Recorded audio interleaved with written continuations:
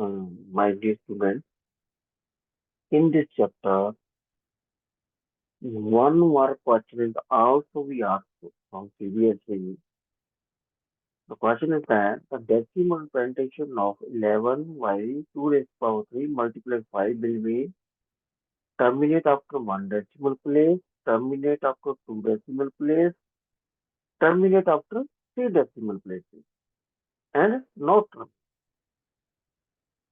First of all, we should learn what do we mean by terminate and non-terminate. Terminate and non-terminate.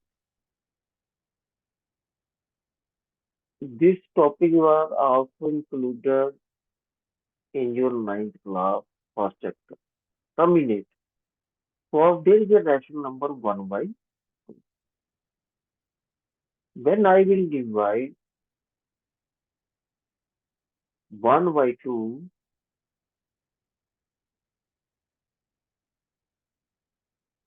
then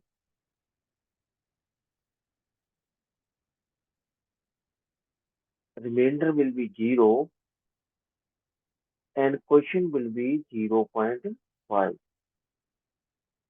When I will divide 1 by 3, then you will see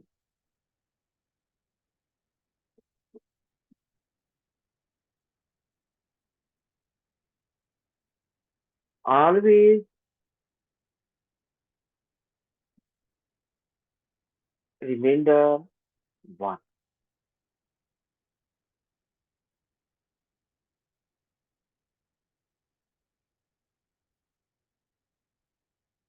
तो आपने देखा कि जब मैं एक को 2 से डिवाइड कर रहा हूँ तो रिमाइंडर 0 आ रहा है आफ्टर 1 प्लेस।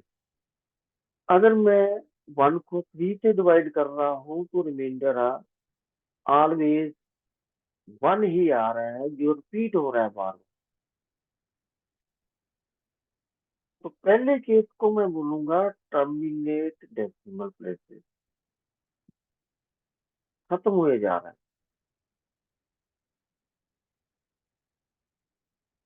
दूसरे केस में मैं जितनी बार करूंगा तो ये आ रहा है नॉन टर्मिनेट। एक तो डेसिमल प्लेस खत्म नहीं हो रहा है, कितना डिवाइड करता है ऑलवेज, और साथ में क्या हो रहा है, रिपीटिंग हो रही है। तो आपको एक क्वेश्चन ये पूछा जाता है कि after how many places without performing the actual division, आपने डिवीजन नहीं करनी है। जैसे ये मेरा क्वेश्चन है 11 divided by 2 raise to power 3 and 5। अब इसके लिए हमारे पास एक फंडा है, फंडामेंटल कंसेप्ट है, rational number always be in the form of p over q. P is considered as a numerator and Q is a denominator. Somewhere it is written as X or Y. There is no hard and fast rule. तो जो denominator इसमें होता है जिसको हम हिंदी में हर बोलते हैं, उसके अगर factor 2 raise to power something जैसे हम एंड 5 रेज टू पावर, अगर ये फैक्टर डिनोमिनेटर में होते हैं तो वो जो है वो टर्मिनेट हो। अब क्वेश्चन ये है कि वो टर्मिनेट कितने प्लेसेस के बाद होगा यदि हम उसको डिवाइड करते हैं। यह डिपेंड करता है degree of the factor of the 2 और 5। अब इस केस में जो मेरे पास ये केस है, इसमें डिनोमिनेटर में मेरे पास जो फैक्टर आ रहे हैं वो 2 raise to power 3 and 5 raise to power 1 लिखते नहीं है। जब मैं इसको डिवाइड करूंगा 11 को, अब इसकी जब मैं पूरी नंबर में हूं तो 40 बनेगा। जब मैं 40 से 11 को डिवाइड करूंगा तो आप देखेंगे ये आफ्टर 3 प्लेसेस ये टर्मिनेट हो जाएगा। क्यों? क्योंकि हाईएस्ट डिग्री कितनी है? 3। अब आप डिवाइड करके देखिए, डेसिमल आ गया। अब कितने से डिवाइड, 110 कितने से डिवाइड होगा?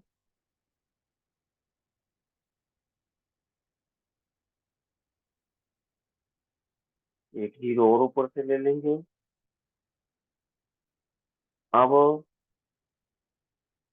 7 से जाएगा 280, एक जीरो और आ जाएगी, एक जीरो और रहेगी, ये बना मेरे पास 200, रिमाइंडर आ गया 0।